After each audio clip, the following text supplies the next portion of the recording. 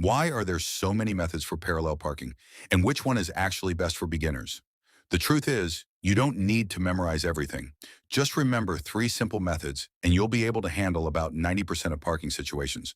And all of them only require two steering turns. Let's start with the first method, which is the safest if you're worried about hitting the front of your car. Drive forward slowly and watch your reference points. When your right B-pillar lines up with the rear door handle of the car in front, stop. At this moment, your side mirror should also align with the front car's B-pillar. From here, turn the wheel fully to the right and begin reversing. As you back up, keep an eye on your right mirror.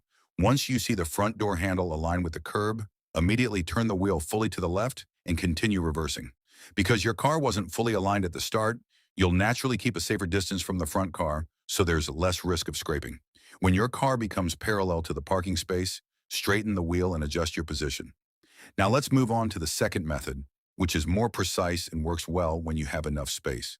Again, drive forward along the parking space, but this time align your side mirror with the front car's side mirror. If you look carefully, your C-pillar will be close to the rear of the adjacent car. If the car in front is longer, the C-pillar becomes a more reliable reference point. From here, turn the wheel one full turn to the right and start reversing. Watch your right mirror, and when the front door handle aligns with the curb, stop briefly, then turn the wheel fully to the left and continue reversing. Once your car is parallel, straighten the wheel and fine-tune your position. Finally, the third method is especially useful for narrow roads.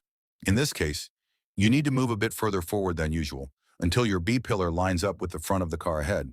Then turn the wheel half to the right and begin reversing. As before, watch your right mirror, and when the front door handle aligns with the curb, turn the wheel fully to the left and continue reversing into the space.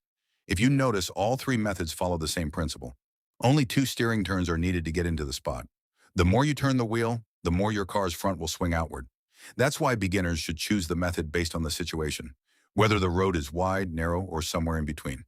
Master these three and parallel parking will feel much easier.